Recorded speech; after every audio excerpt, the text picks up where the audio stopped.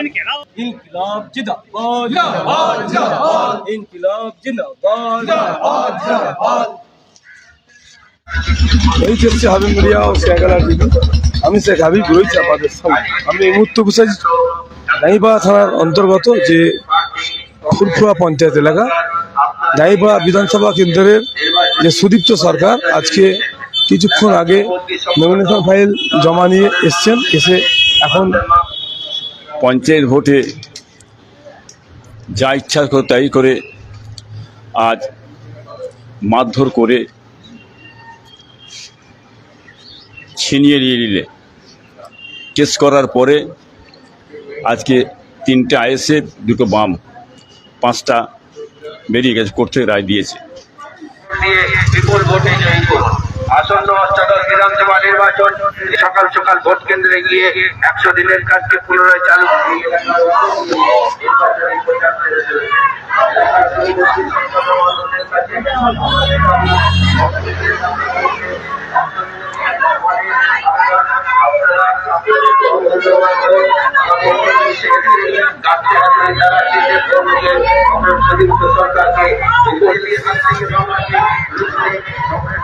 সবাই ভালো থাকবেন।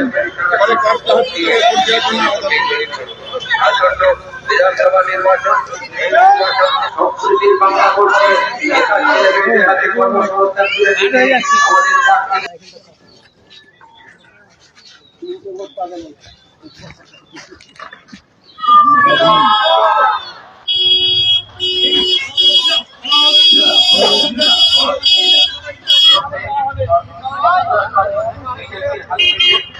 আমাদের মুক্ত করতে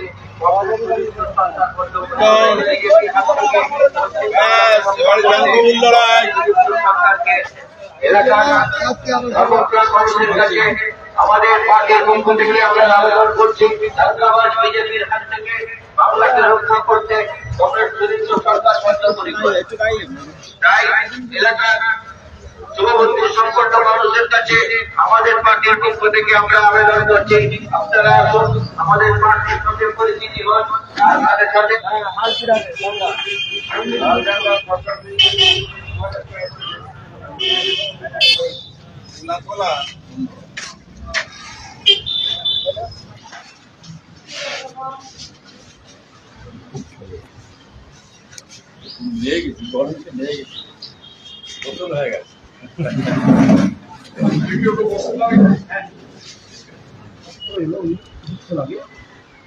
দেখুন, এর আগে তো পঞ্চায়েত ভোটে যা ইচ্ছা তাই করে আজ মারধর করে ছিনিয়ে নিয়ে নিলে কেস করার পরে আজকে 3টে আইএসএফ 2টো বাম 5টা বেরিয়ে গেছে, কোর্ট থেকে রায় দিয়েছে। এবারও আমরা চাইছি ভোটটা যাতে সচ্ছলভাবে ভালোভাবে ভোটটা হয়, অশান্তি যাতে না ঘটে, একটা নতুন মুখ বুঝলেন। আজকে বামপন্থী থেকে ভূমিপুত্র এবং নতুন মুখ, বা এনার বাবা ছিলেন বামপন্থী আমলে, 3বার প্রধান ছিলেন, এবং তারই ছেলে ডাকনাম বোম্বা পিনেন।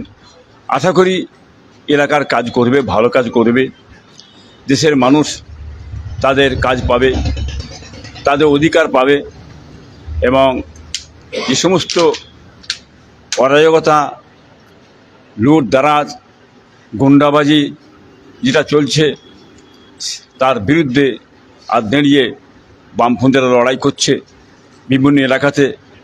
আশা করি আমার এই জাঙ্গিপাড়া বিধানসভার মধ্যে জনগণ তারা বুঝতে পেরেছে, আগিয়ে এসছে, বুঝতে পারছি।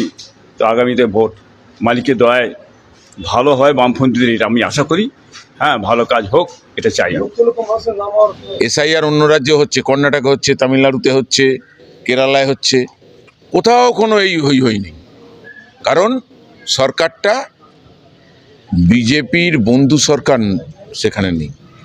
কিন্তু সেনাশিস চক্রবর্তী হচ্ছে পরিবহন মন্ত্রী।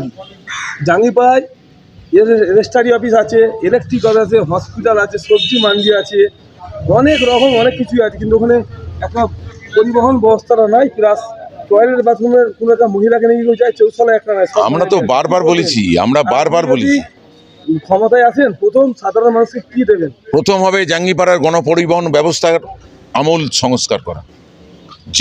যে বাস যোগাযোগ আমাদের অতীতে ছিল সেই ব্যবস্থা চালু করা।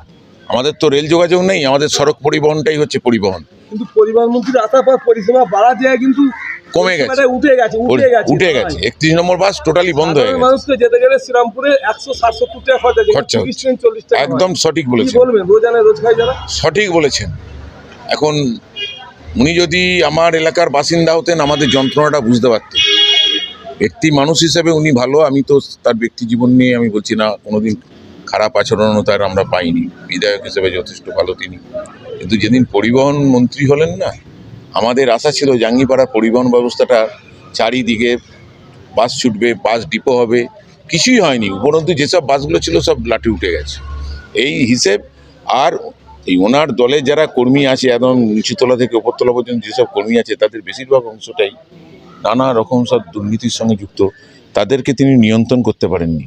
তার নিজে ভালো হলে তো হবে না, তাকে তো শাসক হিসাবে দক্ষ শাসক, কঠোর শাসক হয়ে তাকে এইসব অন্যায় অবিচারের বিরুদ্ধে দাঁড়াতে হবে, যাতে নিজের দলের ভেতরে যত আবর্জনা আছে সেগুলোকে যদি নিয়ন্ত্রণ করতে পারতেন, তাহলে মনে হয় আজকে তিনি যে উন্নয়ন করতে চাইছিলেন হয়তো তা করতে পারতেন। এমনও হতে পারে পরিবহন ব্যবস্থার আমূল সংস্কার এখানকার তার দলের কর্মীরাই হয়তো চাননি। যে কোনো কারণেই হোক, আমরা বলছি পরিবহন মন্ত্রী হিসেবে তিনি ব্যর্থ। আমার প্রশ্ন হচ্ছে যে আপনি যদি ক্ষমতায় আসেন, যে সাধারণ মানুষের যে একটা মহকুমায় যেতে গেলে শ্রীরামপুরে খরচা ছিল আগে 30-40 টাকা, এখন কিন্তু 60 টাকা। রোজ এনে রোজ খাই, হয়তো গেলে 300 টাকা খাওয়াবে, সে সব পয়সা যদি বাঁচিয়ে দেবে তাহলে খাবে কি বলবেন এমনি?